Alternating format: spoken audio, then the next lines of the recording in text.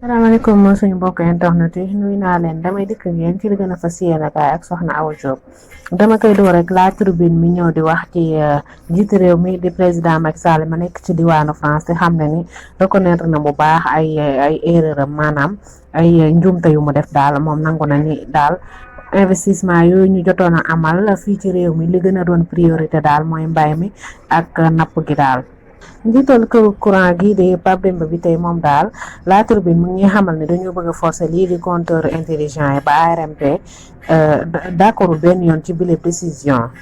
Walf Quotidien moom ne njiitu réew mi daal dafa dem ba diwaanu France fa jooy li nga xamante ni moo di ay borom loolu daal rafetlu ñu ko benn yoon. Sud Quotidien moom di wax ci coowal politique li xew ci biir réew mi maanaam di xam ne ni si kujje politique yi ginnaaw bi ñu àndee ci dëndëm parrainage bi daal am na leneen lu ñu àndul di maanaam ab jiite réew mi ba pare jiite parti loolu daal nangu ko benn yoon ak yeneen yoo xamante ni Sud Quotidien mu ngi koy leeral.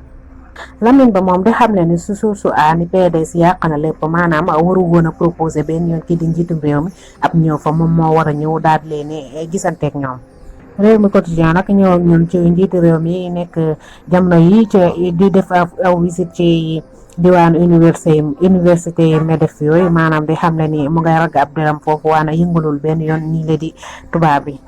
Vox Populi moom mooy ñëw ak ñun ci nawetu ren ji di xam ne ni le pays patauge maanaam dëkk bi mi ngi fii ci am ndox di xam ne ni diwaanu Géejawaay Pikine Tali Matam ba moom xaajalikoo na ñaar ak gox-goxaat yu bëri ba ci diwaanu Ndar daal ñoom ñëpp ñu ngay fii ca ndox ma te loolu bëgg nañ ci ñu ànd ci ay jumtukaay nu mu gën a gaaw a jëlee ko fa.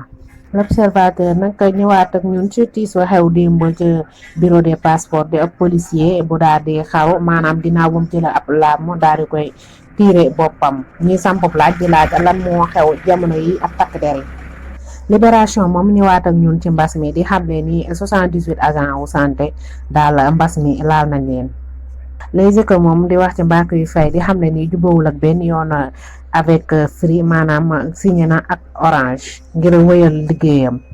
Laas moom ba tey mi ngi wax ci kujje politique gi nga xamante ne lànk nan li la di nekk njiitum réew ba pare nekk chef parti loolu dal la Laas fësal ci xëtam bu njëkk. dañ koy jeexale critique yéen kaay mi ñëw ak ñun ci lakk ga amoon fële ca diwaanu États-Unis di famille Jool ñëw nañu daal ba fi mu nekk ni ñu ngi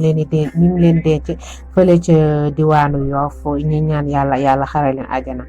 jërë ngeen jëf ci teewlu bi ak déglu bi ñu ngi leen di ñaanal kendaluk jàmm di leen wéy di abonné ci RTV Dakar.